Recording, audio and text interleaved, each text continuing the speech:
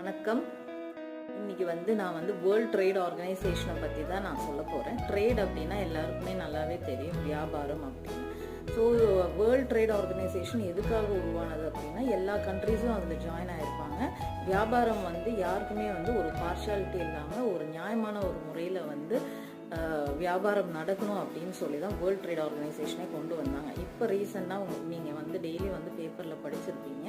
அதாவது நம்மளுடைய டெவலப் கண்ட்ரியான அமெரிக்காவோட பிரசிடென்ட் ட்ரம்ப், அவர் ஒரு வியாபாரி இல்லை பிஸ்னஸ் மேன்றது உங்களுக்கு நல்லாவே தெரியும். அவர் இந்தியா அப்புறம் 14 கண்ட்ரிஸ் எல்லாம் சின்ன சின்ன நாடு தான், எல்லாருக்குமே டேரிஃப் அதாவது டேக்ஸ் ரொம்ப இன்க்ரீஸ் பண்ணி இனிமே அமெரிக்காவோட டேக்ஸ் இப்படி தான் அப்படின்னு லெட்டர் அனுப்பிச்சிருக்காங்க.